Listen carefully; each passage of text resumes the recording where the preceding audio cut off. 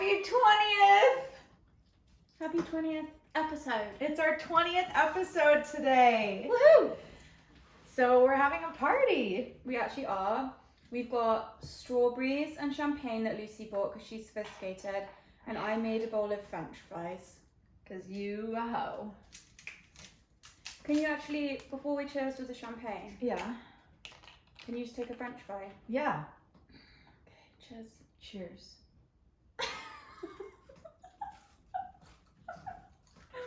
So good. It might be my favorite meal ever. French fries. Well, the combo we have going right now, the French fries, strawberries, champagne, even though I hate champagne. And you don't drink, so I don't know what we're doing. Well, I'll have a little bit. I've been having sips because I don't want it to become a thing. I can't open it. Can you help? I really can't open it. I got it. It's moving. It's moving. It's moving. I feel traction. And oh, for God's sake. Just give it I loosened it. You know, The cork's halfway out. not the box to handle it. Oh God. Just, Oh God, don't aim it at me. here we go. You're aiming it right at me.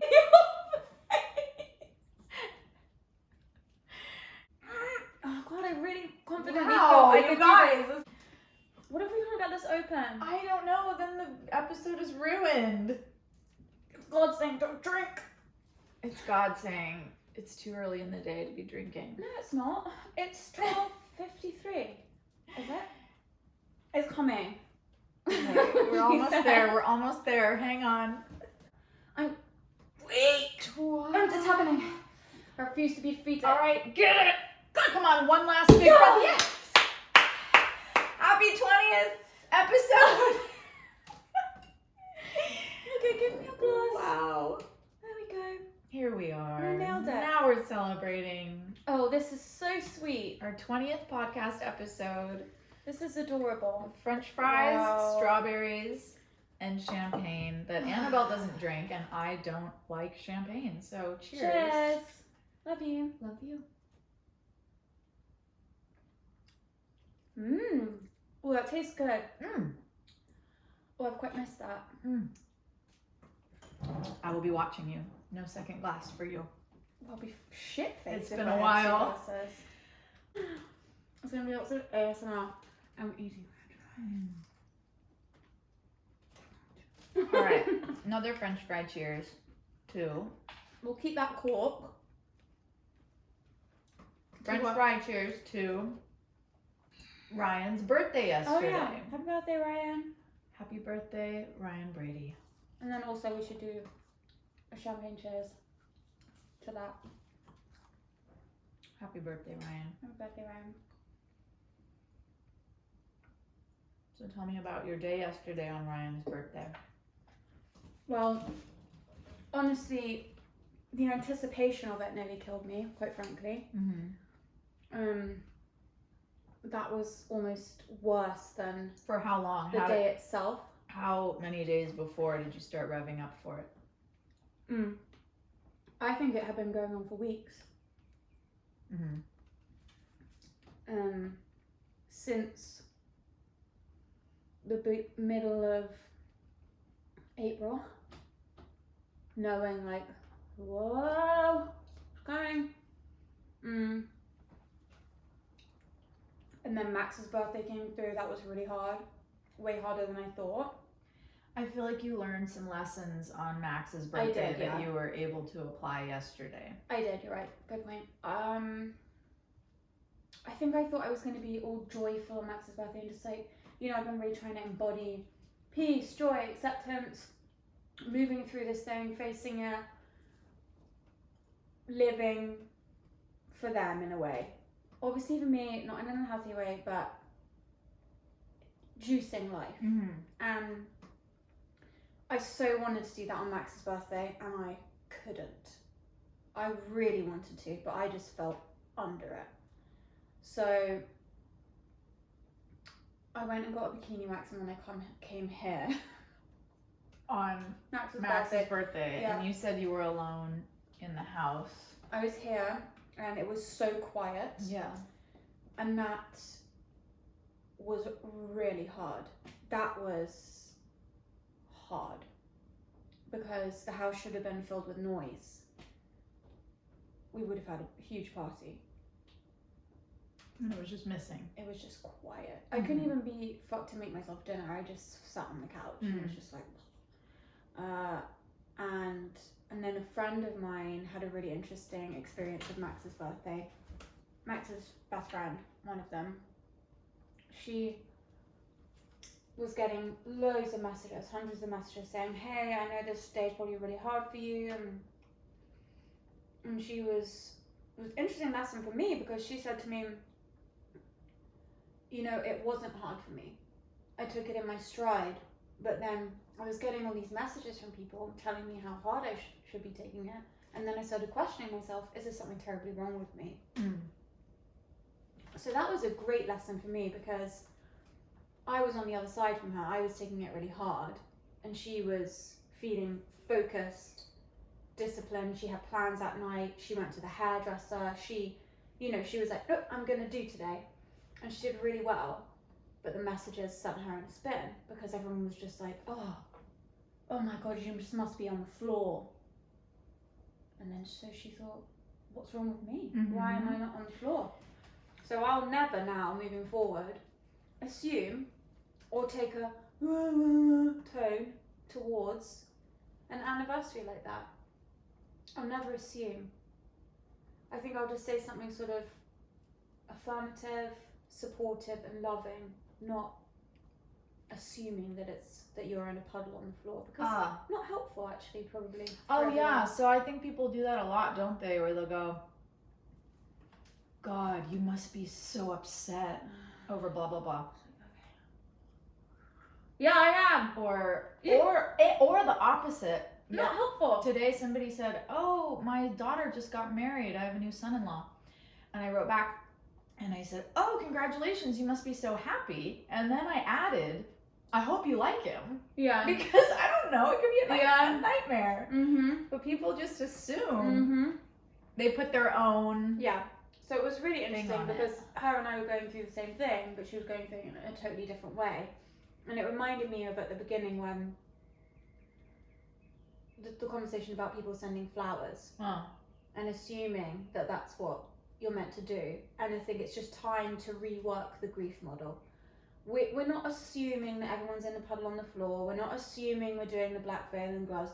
We're not assuming that you just send flowers. Like, let's just get a bit more imaginative now. We've done it with everything else. Yeah. You know, so I think it's time to do that for the grief experience. So I won't be doing that moving forward for other people. And what I did yesterday for Ryan's birthday was I didn't know how I was going to feel. I know that for 3 days leading up to it, I was exhausted and I napped every single day.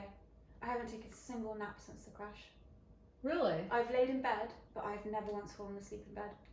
What you did yesterday? For 3 days, For leading 3 up days. to Ryan's birthday. The deepest sleeps.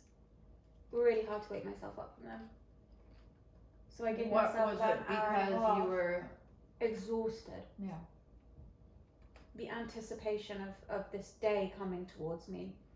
As I said to you before we hit record, I've felt like, you know in those videos online on the dodo where they trap a wild dog in a cage to try and capture from the woods or something, and it freaks out Yeah.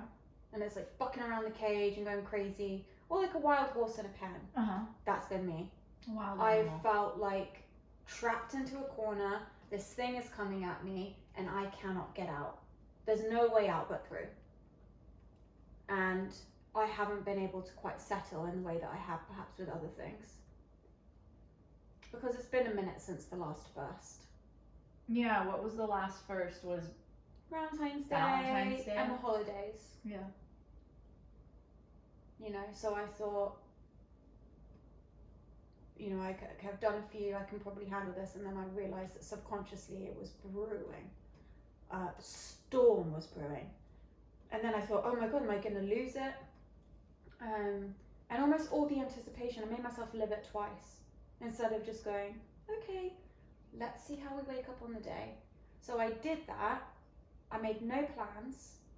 Everyone kept saying to me, what are you going to do? What are you going to do? What are you going to do? And quite rudely, I literally didn't even respond to people because I didn't know. And I didn't want to have to keep explaining to people, I don't know what I'm going to do for Ryan's birthday. Like, I'll let you know. I don't know. When people keep asking me, what am I going to do Did about I ask things? you that? I'm trying to remember. No. And even if you had, here's the thing, I wouldn't have remembered.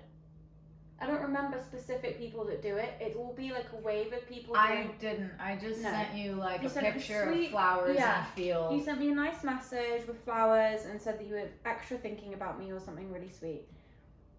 Stop asking grievers. People have got to. We should do a little post on this or an episode or something about what not to say to grieving people and maybe some tips of how people can help grievers in a way that's not like how we did it at the beginning where it was just me like crying, saying things.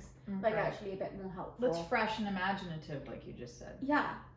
What's not helpful to grievers is if you keep asking them what they're going to do because they don't know. Right. They are living in an earthquake. They don't know what they're going to do. And when every time you ask them about anything, what are you going to do about your house? What are you going to do for the birthday? What are you going to do next year? What are you going to do? It feels like I'm being choked to death. I don't know. I don't know if I'm going to be okay in an hour from now. Yeah. So, I didn't make a plan. I went inward. Been doing a lot of that. Not in a bad way. In an introspective way, not in a hiding way. And I thought, I'm going to wake up and see how I feel on the day. If I want to go to LA, I'll go to LA. If I want to drive up north, I'll drive up north on a road trip. I don't know. I'm going to see how I feel in the morning. And the day before was really hard because I was like, oh, it's coming. And then I woke up in the morning and I decided not to go to LA because I thought about it and how I felt on Max's birthday, and I thought, I'm not going to put myself in that same situation. I don't need always to,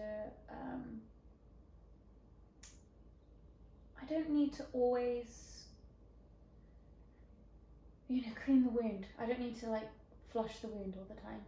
Sometimes it's good and you've got to face things, but I don't need to go to a favourite place of Ryan's, and I don't need to be in the house, and I don't need to do something confronting on a day that is already so confronting. That's such a good thing for you to say. I'm so glad you said that. You know, it's not always. Sometimes it's okay to just really not do anything. It's already true. hard enough. Like It's already hard enough. The day comes around and you're planning it and you're imagining how it's going to be, and you want to do the right thing that's going What am I going to do? What am I going to do? That's going to memorialize it perfectly. And you know what? Nothing ever will. Nothing ever will. Nothing will ever. Just do whatever you want to do in present time. So do you want to know what I did? What? I woke up, I got a bikini wax on both of them. Again? Oh my god.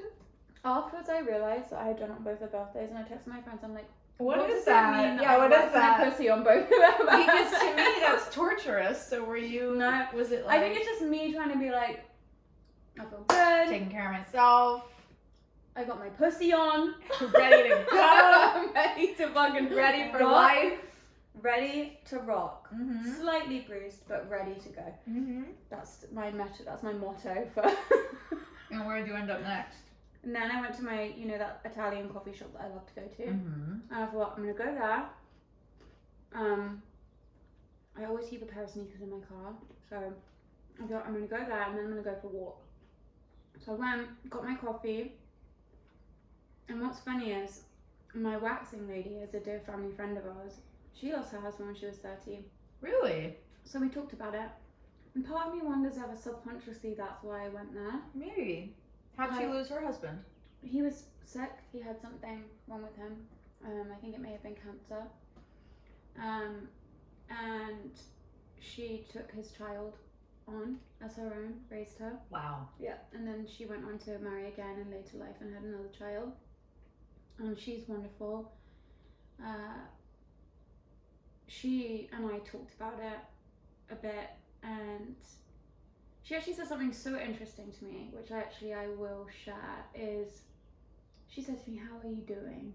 I know that's such a shitty question. I'm like, yeah, I mean, I said I'm garbage, but you know, you just get on with it. And she's like, yep. I said, I've had this realization, which is that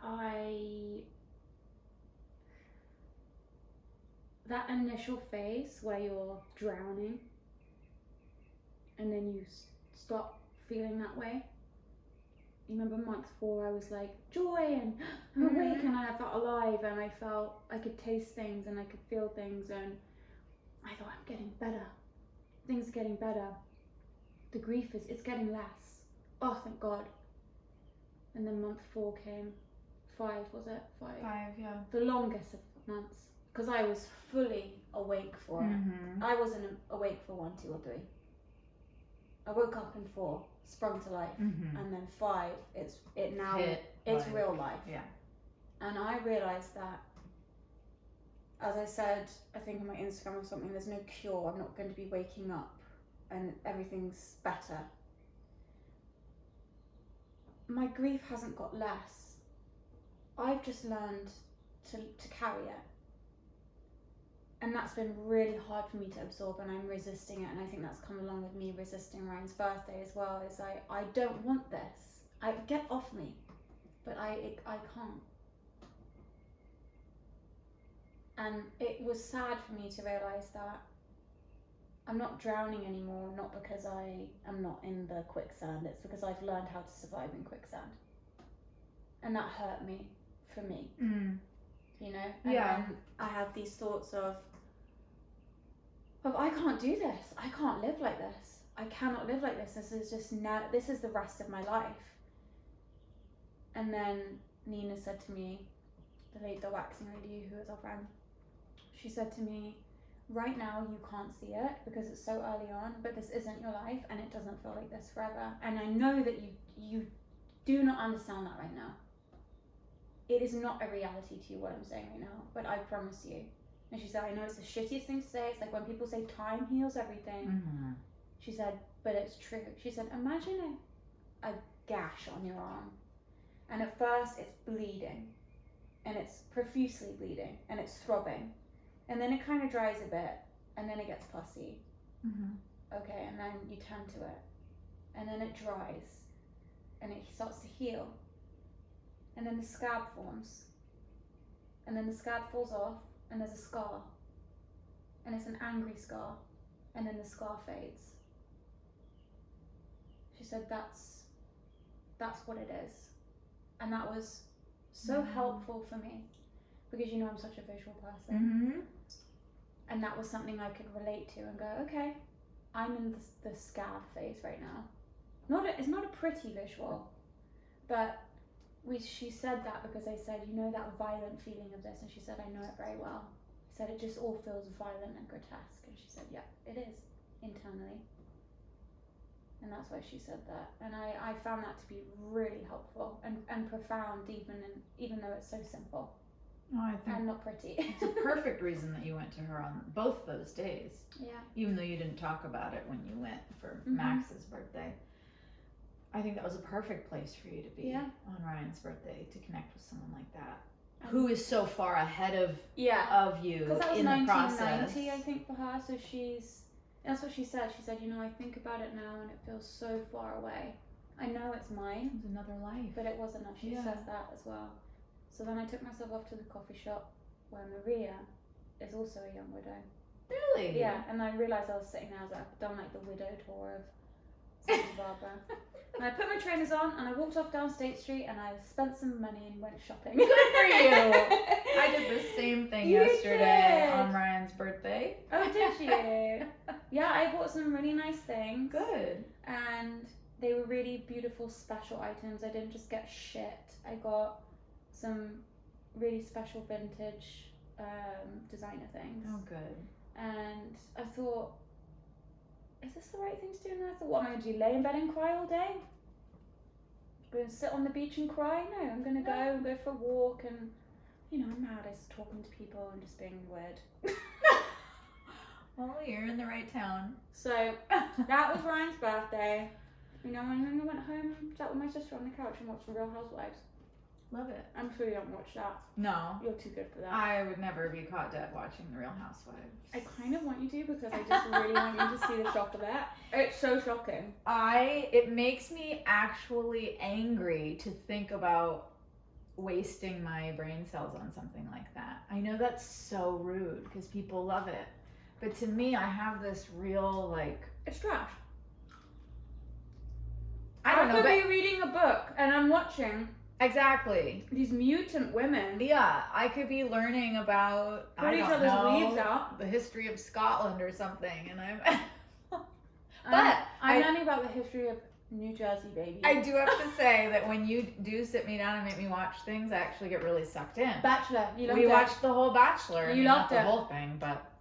And now you're going to make me watch Gossip Girl next, apparently, because the reboot's coming out. Guys, that's the thing we're going to do. I've never seen Gossip Girl, and she's making me watch it from the beginning. But we made a deal, remember? I only have to watch the first season and the last season But you or have something. to watch a middle catch-up. And then, like, I don't know what, like the first episode from the seasons in between or something. Okay, everyone who watches Gossip Girls knows that this bitch is going to watch the first season and be obsessed. I'll make a bet with you right now.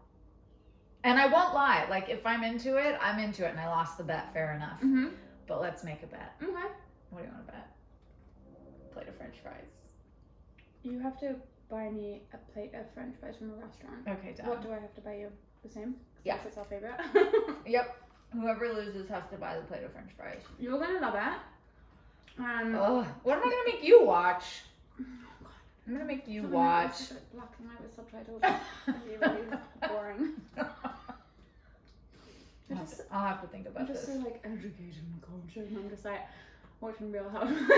So, is there anything else you want to say about Ryan's birthday? Because No, I mean, I literally could talk about Gossip Girl with you all day, but Okay. let's save that for the I'm episode. just trying to get you off of Gossip Girl here. But that was the birthday, and I was thinking in the car. Remember, I said to you just before we started that we should at the beginning should do like, you know how they do vibe check on TikTok or whatever it is. Yeah. We're old, so we don't know about that. But we Well, should do I'm not on grief TikTok check. yet.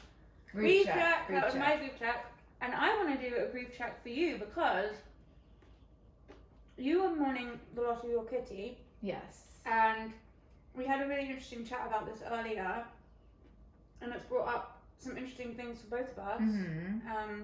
Your grieving process and how you felt that you can't really talk about it here Right. because of Ryan and Max. Yep. And that kind of made us start talking about some really interesting stuff. Would you like to tell us how you feel? Yeah. It just passed the 1 month since my cat died. And for me,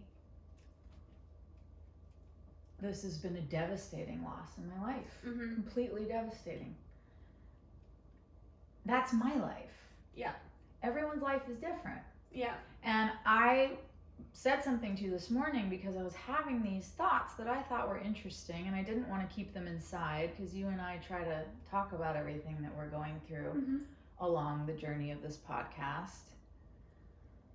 I had come to feel uncomfortable with sharing here. Yeah. Because About about Ivy. my grief about Ivy, because it felt really stupid in comparison to your grief over losing your husband. Mm-hmm. And so I was not talking about it, and then it started to feel like I was just showing up for you in your grief, but you weren't able to show up for me in mine. You didn't do that. Like I said to you before we were recording, it has nothing to do with you. You're completely here for me through the loss of Ivy. Mm. You have been from the beginning. But just what my mind was doing was comparing the grief against the other grief.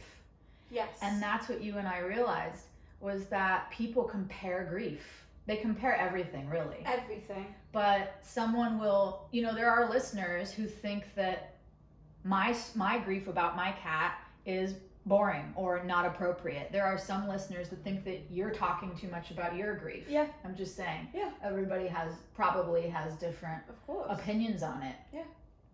ultimately this is between you and I. We show up here every week to talk No, it's to our fucking show. each So we'll other. talk about whatever we want to talk about. I could care less what anybody Yeah. has to say. But I am the first one to say that my grief against yours, I understand the difference, okay? Yeah. I'm not crazy. Yeah. There is a perspective to this. Yeah. I haven't lost a husband in my life, so I haven't felt that level.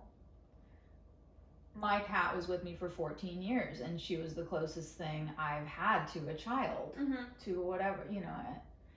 And we all are experiencing grief in our life from what we've experienced so far in life. Yeah. And you said this, that grief is not different from any other grief, but we've all had different experiences. Yeah, not every death is the same, but grief is grief. Grief feels like grief. And I think that's something that I found really interesting. And as I said to you earlier, your grief has been on my mind, and I haven't exactly known how to approach it with the show either, because, you know, we talk about Ivy and we check in and we have our own private conversation, but I did have, you know, different feedback from people, and everyone, like you said, and I've said, is not everyone is gonna, there has been equal feedback from people saying, I'm so sorry, Lucy, I'm so devastated for the loss of your cat, and sharing their stories about their animals that they've lost, as there has been people going, I tuned out when Lucy was talking about the cat, because it's not interesting to me. And vice versa, by the way. About your end of it. Yeah, I'm sure. I've had people say the same thing to me about, like, can't you guys move on from this already? Jesus Christ.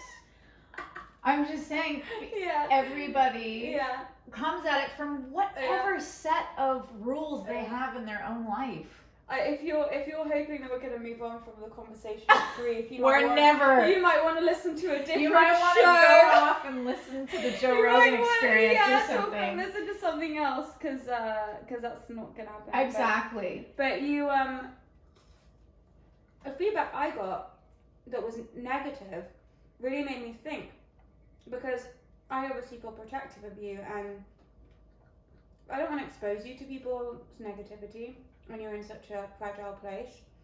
I also don't care what people think. I literally don't give a fuck what people think about how you feel. Well, the comments I've gotten over this past month since she died quickly led me to stop talking about it. You had negative comments. People say things like, oh, well, you'll get another cat. Oh my god. Or they don't. They do. That's so weird. Or just subtle ways of letting you know that you should be getting over it already. And I think what we said together off camera was that it's about perspective and respecting your audience. And knowing that your perspective is not the same as everyone else's, and never assuming that you've had it worse than anyone else. No, definitely. Your experience is your experience. You haven't lost a parent, you haven't lost a sibling, and you haven't lost a partner or a child. Thank God. You will. And when you do, we all will. You will feel differently. And all I can say is that I've been on both sides of this. Before I lost my dad, when I would lose my pets, I would go off the fucking deep end. After my dad, that completely shifted, and it wasn't a conscious thing. It was just, I had felt something so much deeper after that point, a place in me, a depth of emotion, a depth of pain that I didn't think was possible. And so it made that loss of put it into perspective. It made it bearable. Yeah, it made it bearable. Because I'd felt a much worse pain. Yeah. And again, with Ryan. Yeah. It makes, I now, and this is, I hate to even admit it, I hate to say it. I thought I knew everything about pain and grief when I lost my dad, and I thought, wow, nothing can be more pain. This is my parent, you know, and surely this is just what grief feels like, and it's the deepest grief you can feel. It's not. You know, and that's what this experience with Ryan has shown me, is that it makes the grief of my dad now almost look laughable, that I could have been in so much pain. And then it's made me impatient with people who have lost their parents. And I know I won't always feel that way. It's because it's so raw for me. And it kind of just makes me the cynical side of me go, you've got no fucking idea. Yeah. And that relates to your story, which is, just because I've experienced those things doesn't mean that my pain or grief is any more or less valid than the pain or grief you experience. You know, you haven't, this is your greatest pain so far. You know, this is one of your greatest losses in your life. Yeah. And it doesn't matter. It feels the way it fucking feels. That's how I And look it's a at fine, this. yeah, you're right. And it's a fine line between, I'll always try to be careful of my audience and of who might be listening, who has been through something that I could be treading on. You have to be very careful. There's a fine line between that and then not apologizing for your lived experience. Your experience of it. And you shouldn't have to. No, you should never have to, and you should never allow yourself to go there, but you do, because people compare. And I brought up this other experience I had where my best friend Johnny committed suicide, and before he did it, by jumping off of a roof, he killed a woman with a hammer. Beat her to death. She was an elderly woman. And when he died, everybody said, he doesn't deserve your grief.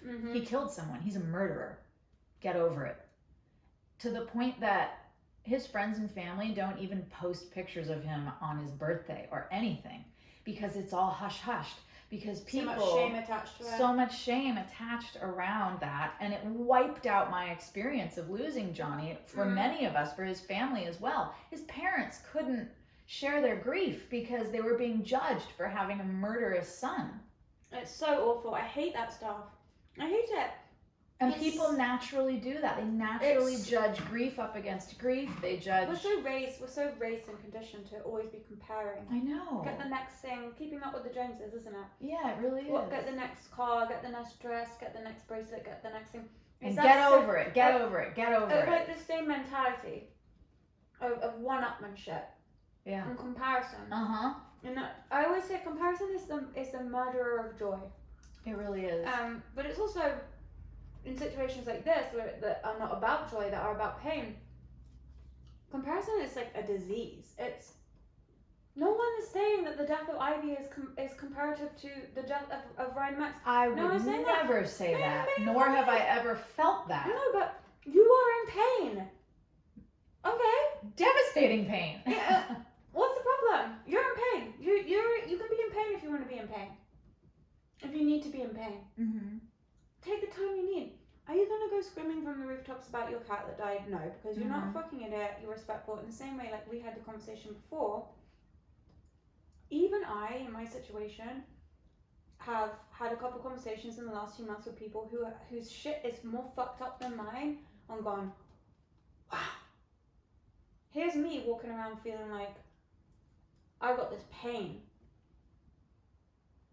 Some people's shit's more fucked up. Always. My guys died in an accident. It's tragic. They both went at once. It's decimated our lives. But some other things happen to people that are.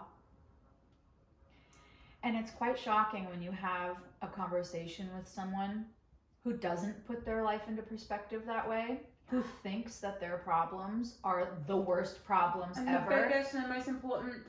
And I have some people that are in my life that do that. And every time I have a conversation with them, it is shocking. I am left with my mouth open. It's that you boring. could be that clueless that you can't look outside of yourself and put things into perspective. What is that? I just think it's self-centeredness. But it's got to be more than that. It's so.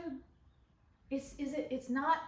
I think it's not having an awareness of the world around you? Is it not Is being it a curious type of about person? others? Is it? Do you notice it to be a type of person? I know this is a thing. I can't think right now. If we took a commercial break and looked it up, we would find out why. It's a totally legit study of, I think it's a type of person.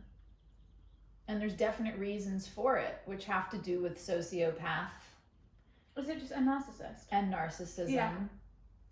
So, not everybody's a sociopath, but we all have narcissistic tendencies. Yeah, it's healthy to have some degree of narcissism, but I don't know what that is, but my first thought is this is a narcissistic trait, and narcissists are lacking in empathy. Yeah, but why? And they lack objectivity, and they see the relationships in their lives and the people in their lives as extensions of themselves. That's almost exactly like it. accessories. That's right.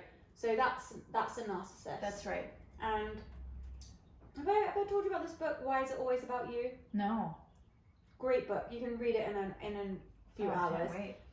It's about narcissists. I'm gonna buy it for a few people. Yeah. No, honestly, when I read it, I was Happy like, birthday! when I read it, I was like, I'm gonna send this to a lot of people. And I realized these frustrating patterns I was seeing with people in my life were narcissistic people. And I realized how many people in my life were narcissists. And that there's kind of inverse narcissism where you're almost so self-deprecating that it's narcissistic. Yes. So I wonder, because low self-esteem is ego also. People think it's not, but it absolutely is, because it's your head's up your own ass. so I wonder if maybe this is what this is. I saw a meme the other day which got me so riled, and I read all the comments on it because I was like, oh my god, this is so interesting. Which was linked in with the conversation that you and I had about how you feel over-explaining, why do you do it, and you know the stuff that we put on our Instagram yesterday. I was shocked at people's responses. So it was kind of Good for you interesting that guys. it came up. Yeah, very good for you. Thank you for sharing. Was normalize having a conversation with somebody and not comparing your experience to their experience and just listening. And then underneath the comment was, I have ADHD and anxiety, and I constantly do this as a way to try and connect with people and communicate, and comments like this are the reason why I don't open up to people. And obviously, so there you've got the two polar ends of the spectrum. Okay, and read the one again. Read it. Or say it again. The first one. Normalize this. Normalize this.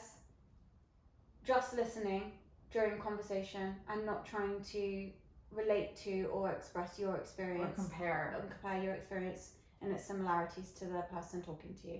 And then underneath was a girl saying, I have ADHD and anxiety, and I do this because I'm trying to connect with people, blah, blah, blah. And I thought that was so interesting because it's so indicative of this time that we live in, where everyone feels that they need to be heard constantly, and that everyone is so important. We've got a young generation of people coming up who are just precious little babies who are never challenged, and we have to so precious. We have to so coddle precious. them constantly with everything. And unfortunately, it's become, coddling is important to an extent, and then it just becomes destructive, in my opinion. And agree. so it was really interesting to read all the comments, because I would say it was split down the middle of people being like, that's called conversation, and then other people being like, I hate when people do this, this is a narcissistic thing. I was taught through my therapy and through my studies that that is a narcissistic tendency, and it's something that many people do, and you have to check it. I do it sometimes too, and I check. Oh God, me too. I check myself, and I go, nope, just let them finish. Yeah, like you're comparing, and then you just waiting for them to finish so that you can go, well, me too. Exactly. This podcast is a great way to work on that. I work on that all the time on this podcast. I'm constantly doing it. I'm constantly waiting for you to finish talking. I'm never gonna finish. I wish I was. I'm kidding. Everything you're saying is right, and it. But it's so interesting because I think it ties into kind of. It does, because what I'm gonna say is, at the same time that I'm saying, oh, I want my podcast to be a place for me to share my grief. Also, I don't need to share my grief here, because I just don't. Like, I don't need to share You might every not little want thing. to. Exactly. I might not want to. And if I do, the perspective has been good for me to go, you don't need to be the center of attention with your grief, because, and neither does Annabelle. You're not I trying. share 1%. You're not of my trying. grief. Exactly. We both share 1% of what's really going on in our life. So, and it's a give and take. Mhm. We show up for each other week after week and update each other. I feel it's pretty balanced. And I hope so. I feel the same. I so hope you do feel that way. this not argument, it's not an argument, just what I've observed in myself and wanted to say out loud, and thank you for talking about it, I just didn't want it to fester, has also had some really positive sides to it too, about keeping that perspective, Mhm. about knowing that no matter what it is in my life that's so terrible, just listen to other people. Mm-hmm.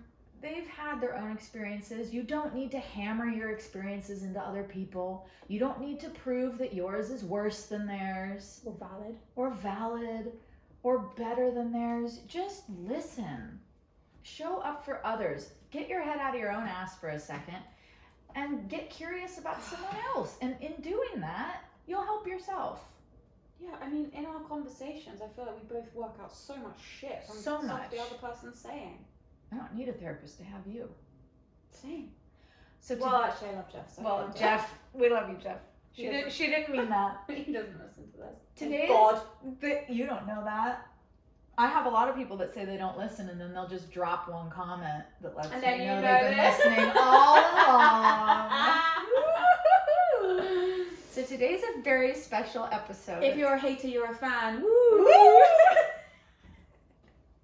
It's our 20th episode. And I'm just gonna munch French fries. the You entire munch French fries. We started this back in the beginning of November. We released 4 episodes, and then Max and Ryan died. Mm-hmm. And we took a little break, and then we continued.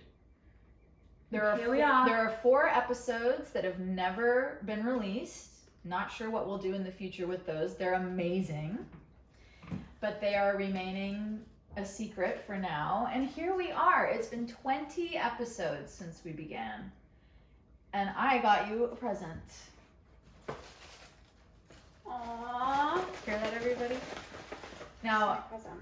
Annabelle feels mad because she didn't bring me anything today. No, not mad, but just embarrassed. I just need to say that she has gotten me presents. She got me the Diana tin a couple weeks ago. Do you remember that? Yeah. So, here she's opening her card. You have to explain it for people who can't see us.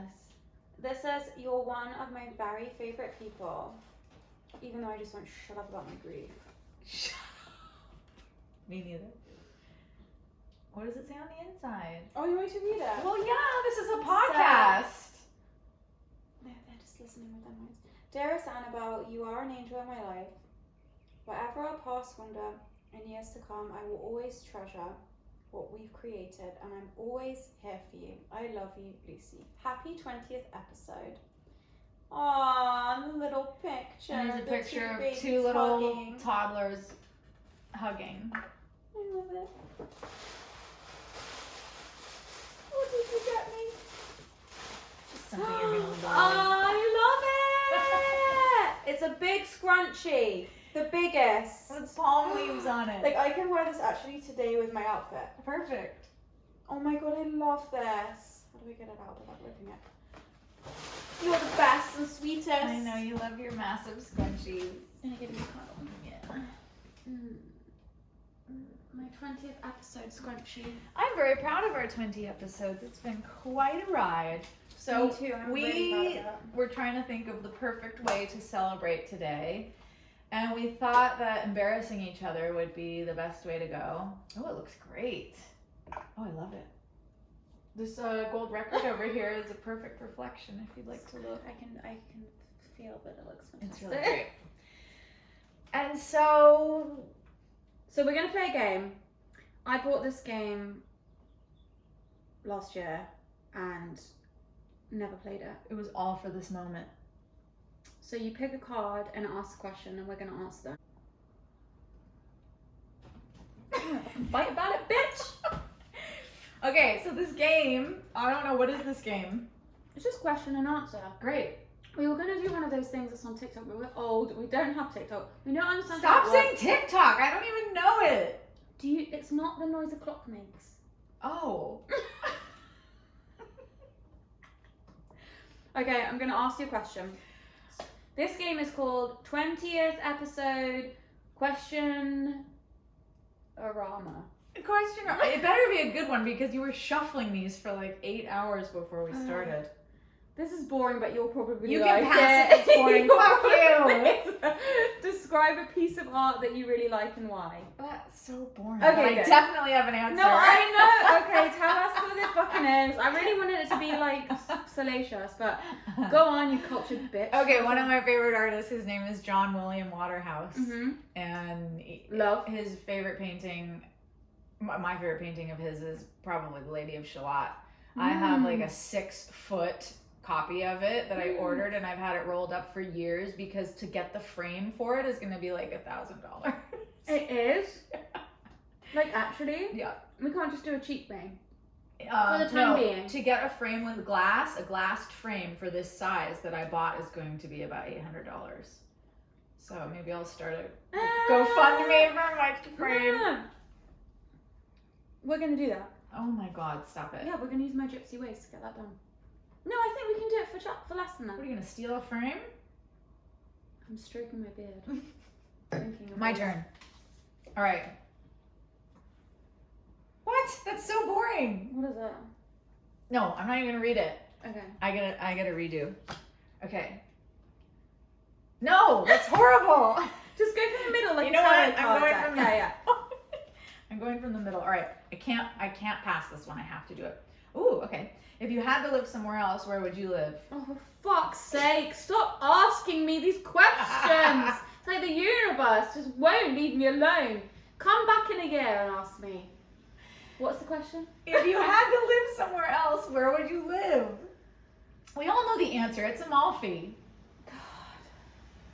Yeah. Right? I don't know. Answer me another one. That stressed me out.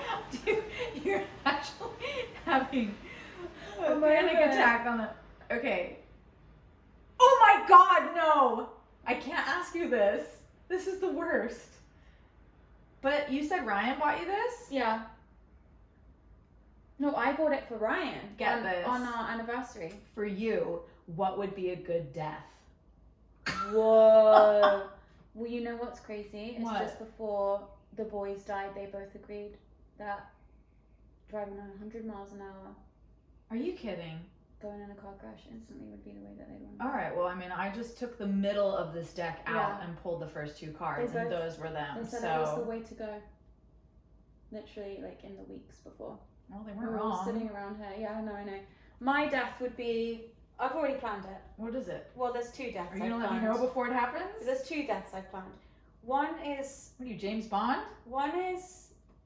my boring normal death, which is going to be, I'm going to be really old, like 100, and I'm just going to fall asleep in my chair by the fire and never wake up. Love it. And then my dramatic death, which is if I can't cope in this world anymore, is I've got like a whole thing set up where it's going to be like a murder-suicide. There's going to be a human sacrifice. I'm going to put Ryan and Max's album on repeat in the background. Who's the human sacrifice? I'm going to project like really weird stuff on the walls, and me and my friend are going to stab each other. Who's your friend? Maybe you guys shouldn't hang out anymore. I'm gonna have to look at your friends. We're gonna do a ritual spell. It's gonna be flowers, candles, projections. That's like every night for you. That's what Yeah, you do but every with night. a murder suicide. Can you wait a couple years, please? Until Yeah, I my think- wedding and stuff, you know. Yeah, I'll do it after the wedding. Okay, great. And baby, if there's one coming. Good. So like through like Do after it it's a so toddler. that my kid can meet her Auntie Annabelle, please. Well, it's best she doesn't remember. You can can just get a paint- picture together, Yeah, though. yeah, paint a picture. Make things really good. Next question.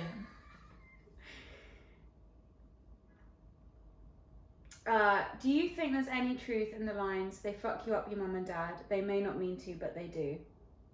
Yep. Well, I think we both know the answer to that question. And next question. Wait, do you want How many more have we than done? one? Because I asked you like 10. Yeah, let's do another one. Okay. 2 each. Wait, should we get back to... Should we be disciplined about this and do one to the other? Yeah. Okay, so now... Okay. Wait, who now? Just do one more because I asked you like 10 of them. I love this for you because I feel like it's true. Oh, no. Are you reluctant or open to bringing together people from different parts of your life? No one from any parts of my life meet each other. It's called compartmentalization. Look it up. No, we're not moving on that quickly. I'm sorry. Absolutely not. My idea of hell is being at a party with like all areas of my life in the same room. You know it's so much worse in your head than it actually is in real life. You know that everyone just really gets along and has a good time. Well, that's why there's going to be a lot of alcohol at the wedding. Some people will become best friends as a result of it, and some people will become acquaintances. Some people get in fist fights. Some people get in fist fights. Some people have hookups. This is why people love weddings and funerals. Right.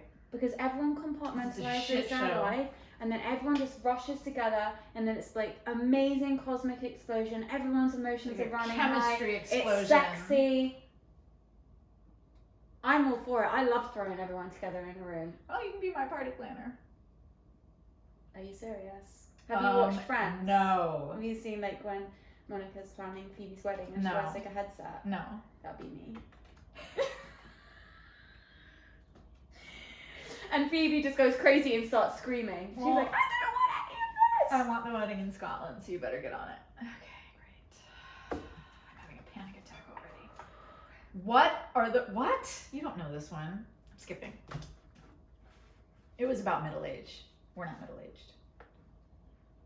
Are you more attracted to a nomadic or a settled life? I think we all know the answer to this. These questions are so nomadic, obviously. She's a gypsy. Next question. What is that? I'm so frightened. That's scary. Under what conditions could you have an open relationship and make it work? Literally Annabelle. any. The current conditions? Literally any condition. Great. As long as both people agree. No, okay. Does it work though? Yeah. Really? It can work. It can work. Really? You have to be on a level, but it can work. You have to really, really know the person you're with. All of them. It has to be complete honesty. You have to Oh, brother. be completely Are open people and honest are with each other. people capable of complete honesty? No. Obviously, you don't want to drag people through the mud I mean, I know I am, unnecessarily. But most people- if you really know and trust the person that you're with, sky's the limit. But you have to be willing to stop if they want to stop. There has to be rules and things in place. Having said that, I don't want that for myself. I don't want it for myself either. I've been there, done that. I want more. People think that the open relationship and extramarital things is more. It's only more if you're a lazy fucking piece of shit and you're not willing to work on your relationship or what you have in front of you. I think ascension, expansion, all of that shit, it's not out. We project it all out. I think it's in. Mm-hmm. And two people going in like that and then meeting, wow. But that takes work. It does. And it takes many ego deaths. It takes a lot, and if you're willing to do that with your partner, I think you can have a really healthy, lasting, monogamous relationship. Yeah. I think the reason people get bored and fuck around, or don't fuck their husbands or wives or whatever anymore, or get fat or get lazy, or stop buying each other presents and all that stuff, is because you just get complacent. Yeah, you take each other for granted, and you stop being curious about your partner. You've got to be curious about your partner, about the world, About yourself. Yeah. You've got to evolve. And Yes. if you're not evolving all the time, You're you dying. may as well be dead. In my opinion, anyways. If you're not moving forward, you're moving backwards. There's no such thing as standing still. No open relationships for me. Or me. Next question. The next man I trick into liking me is going to be all mine. Yeah. And all the other girls. Well, maybe there might be a woman, actually. I could never marry women. I'm not attracted to... We all know I like women, but I just don't think I can marry one. We are a handful. Imagine me and another woman in a relationship, a marriage. Imagine two people who aren't gentlemanly with each other. Because women were never taught to be gentlemen. They were taught to be bitches. Oh. What? Spicy. Can adultery ever be acceptable? I think this means, can you forgive? Boy, have I been through the ringer on that one. I have tried in many instances to make it forgivable, and the bottom line in my experience is that no, it is never forgivable, because once you cross that line, there is no going back, and it will never be the same. You can lie to yourself all you want, but you will never ever feel at home. Do you think? I think so. That's your experience of it? Personally? Yeah. Yeah. But I stayed with men for years, convincing myself that it was forgivable and that I was fine and that it was a healthy place for me to be. Have you ever been the adulterer?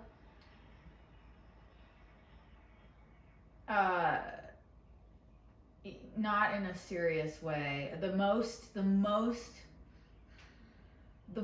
two things come to mind. One was that I had a serious boyfriend, and I got into a situation where I was at a party in a hotel room with another guy. Mm-hmm. And it got to the point where we were gonna kiss. And I got so upset that I went home and I ended the relationship with my boyfriend. Because you saw it as a sign that your relationship was... Yeah, and I was just too cowardly to confront that, so I was about to create this scapegoat through the cheating. Okay. Which I think Classic many move. people do. Classic move, yeah. And the other time was with a boyfriend. We went on to be serious, but this was in the beginning of our relationship. And I hooked up with someone else. And I went to him and told him. And I said, I know we haven't had the boyfriend-girlfriend talk yet, but I hooked up with someone else and it really bothered me, and I just wanted to come clean with you because I feel like we are going to be together.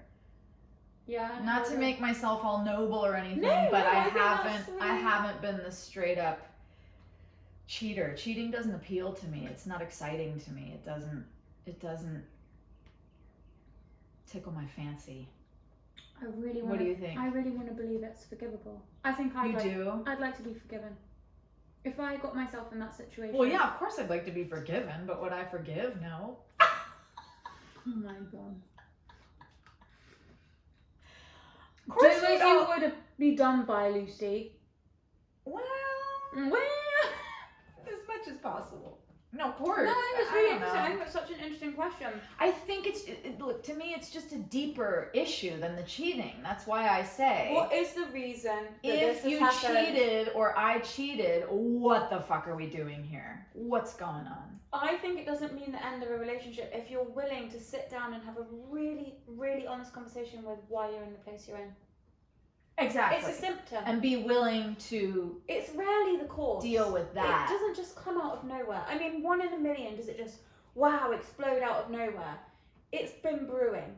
Yeah. And it's happened for a reason. Why has it happened? I think you can come back from it if you're really both willing to go into therapy and sit down and go back and go, where did this start leading us to a place? Because just because you're the one that cheated doesn't mean that you're the reason that the relationship isn't working. In my opinion. No, I agree with So, that too. Did I just contradict myself? Because that does make sense. I think that could be forgivable if it goes past the cheating, because that's irrelevant, to the root of the issue, and both of you being willing to work on the work. that. Exactly. Yeah, and it can't just always come down to, well, you cheated on me, okay. But what has happened to make it, if you're willing to let go of your ego and put you and this person on a level playing field and go, yeah, okay, you fucked around, but why? Yeah. You're not worse than me, I'm not better than you. There's something that's happened here. So I think as long as you're not going to take the moral high ground over somebody, I think you can come back from it, but it takes so much, and I think most people aren't capable of it. I know, it's a lot. And I think that also, what was I going to say? It's gone, doesn't matter anyways. But yeah, I think it just takes a lot of reflection and therapy and not putting yourself above the other person. Yeah. What did you do? How did you contribute to make this environment where it was possible? And I know that some people aren't going to like that, but I know that just hit a couple alarms. yeah, it's not.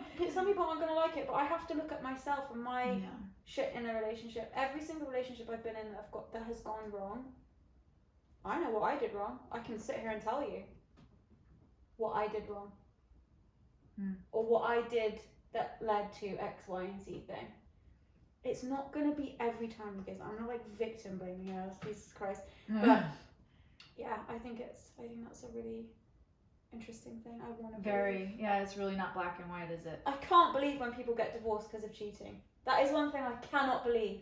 You've married this person. You said for better or for worse, till death do us part. You've been together 5 years, 10 years, 20 years, and somebody's fucked around and you're just going to bail. That to me There's an issue there that deserves to be worked through. Yeah, maybe. That to me is unthinkable. Yeah. Anyways. When did you last throw your head back in laughter? I mean, like today, I feel like we're okay, great.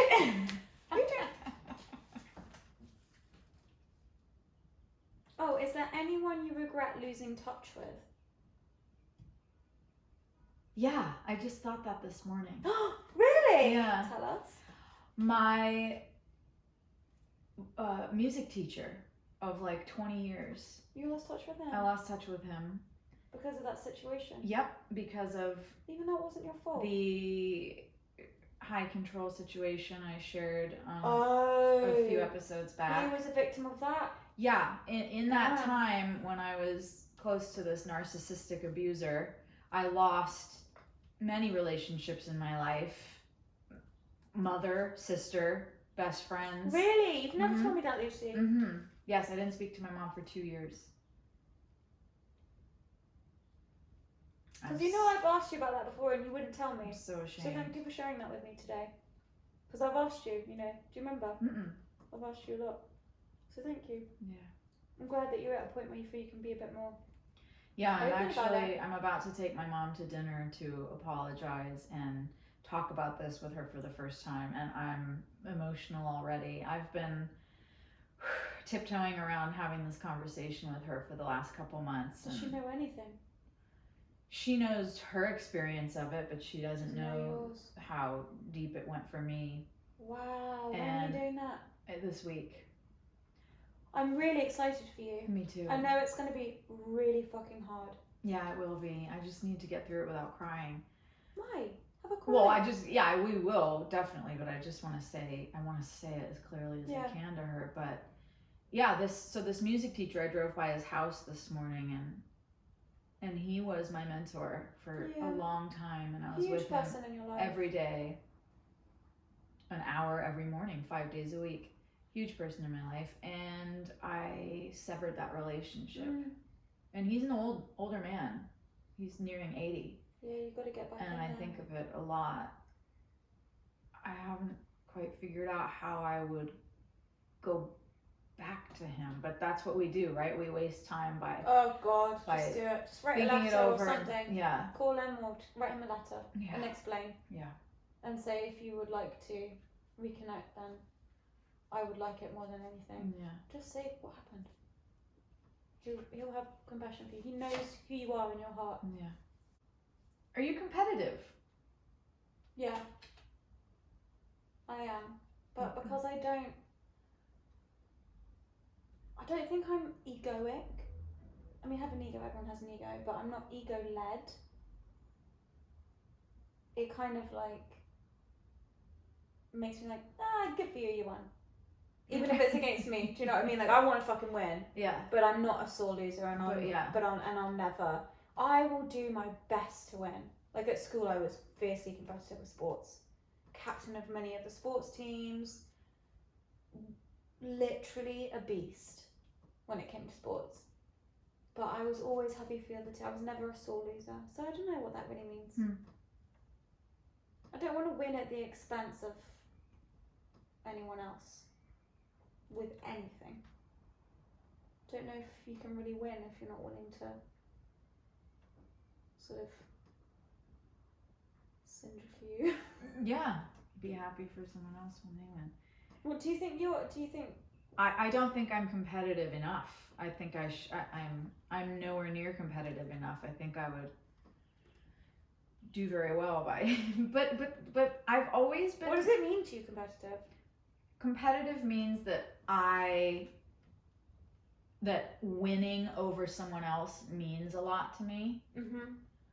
I don't like sports. I don't like games, really. Even board games. I get upset seeing someone lose. And maybe that comes from people pleasing. Yeah. I would rather take the hit than someone else have to take it.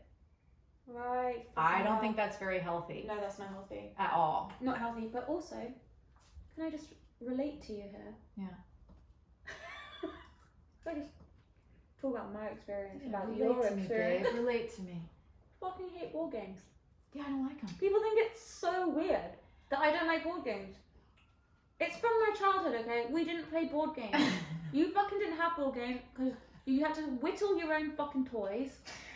I played this African board game called Mancala with crystals in these little wooden holes. Oh my god, I actually just got dizzy. But I also have this thing where Lucy, I feel like I'm Mancala. not. Yes. Mancala. Yeah. No, you can just say Monopoly or No, Buckaroo. it was this like hand carved thing where like there was no winner. But I don't agree with kids going to school and like everyone getting a trophy. I think that's really fucked up. So stupid. I think it goes back to what you were saying about it being so precious, this coddling. Baby, yeah. It's really dangerous. You should want to be the best you can be. But I also have this like detached thing from the world where my brain just goes, who cares? Who cares? Like, Yeah, this life isn't real. Wait, that reminds me of something. That just reminded me of something so funny. When I was younger, sports was like the only thing I was good at school. Truly, I was shit at school. So for me, winning at sports was really important from the perspective of like, this is the one fucking thing that I do here that gets me by. And we were thrashing this team at hockey once, annihilating them in a tournament, and we were already winning by miles. So when I say I don't care about winning or losing, there is definitely a part of me that's slightly triggered. The sports teacher, I was an attacker, and the sports teacher was like, in halftime, pulled us to one side and was like, you guys are thrashing this team, it's really like unfair, they've come a long way to play, like we need to just chill a little bit. And I saw red. So I'm like, bitch, this is all I've got. And you're gonna tell me that I have to slow down?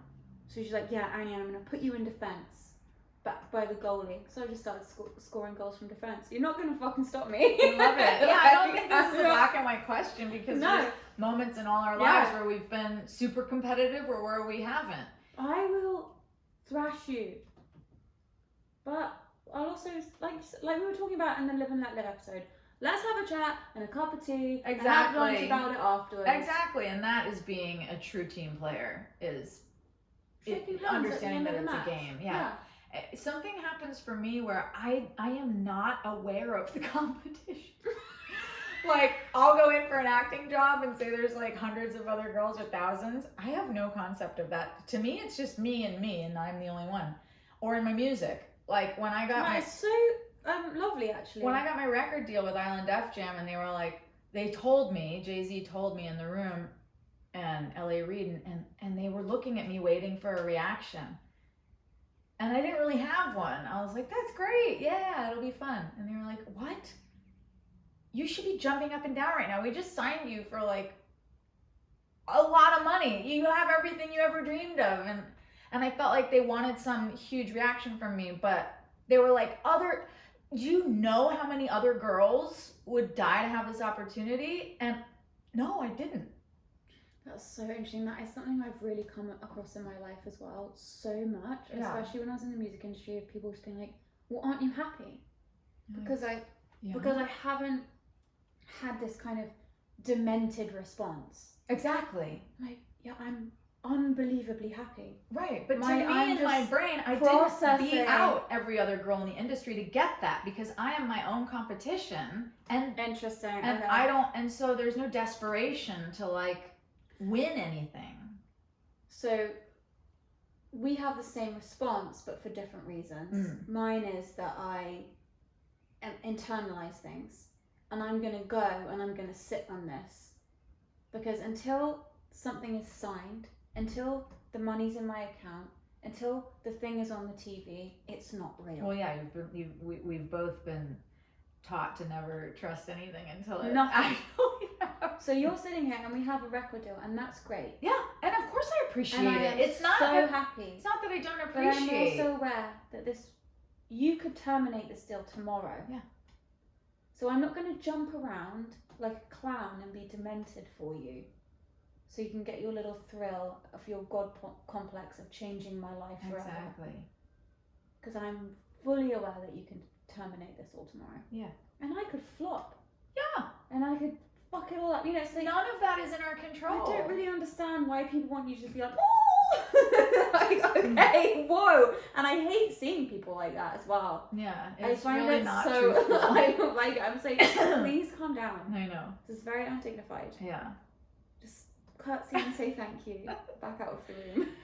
So I could play this game with you all day, but we gotta wrap One this last up. question. So one question each. I don't want that. All right, pick till you get a good one. Negative. Pick till you get a good one. Nope. Oh, okay, this is cute. Okay, now that one's boring. Oof, it's a rough one. All right, ask me that one. No, come on, just you gotta split the deck in two and then let's make it. Okay, last one. Here it is. Okay, go. What's the best evening you've ever had? Isn't that like what? Oh my god! The best evening I've ever had?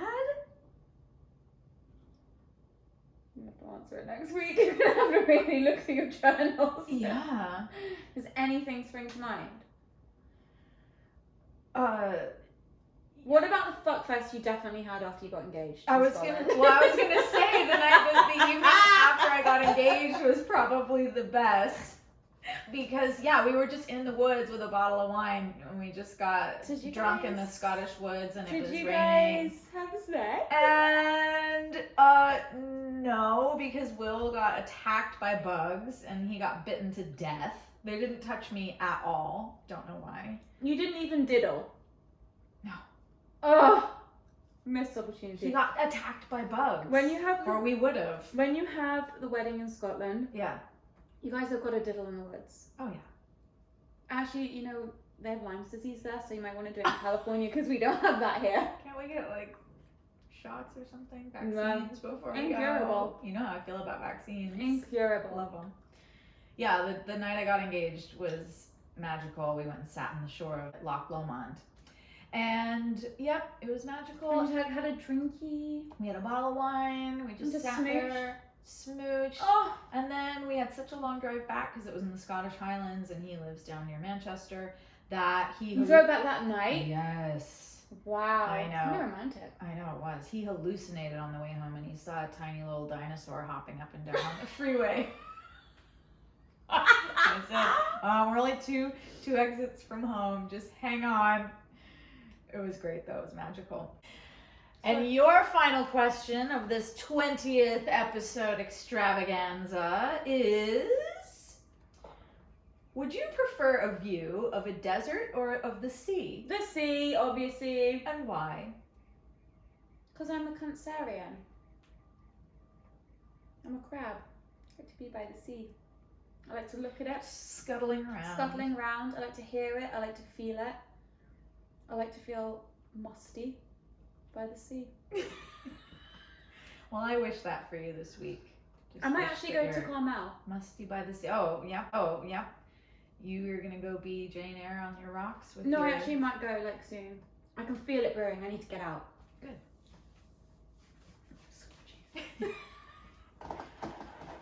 Okay, well, cheers. Okay, let's have a final cheers. Thanks everybody for being with us on this 20th anniversary episode. Feels like we've done 100. It feels like we've done 100, and we love you listeners for being with us the whole time, or some of you are just, Annabelle's just drinking, she didn't even give a shit. That was the toast. We need to say thank you. Oh, okay. Thank you to our listeners Thank for you being to with our us on listeners. this 20 episodes. We love you, even though we're crazy, and also you guys are crazy. Also, we're never going to stop talking about grief. Literally ever. So just, you know. Don't come back next week. We don't care. We tell them every week not to come back. We'll be here either way. Either way, we will be here. Cheers to that. Cheers. Love you. Love you.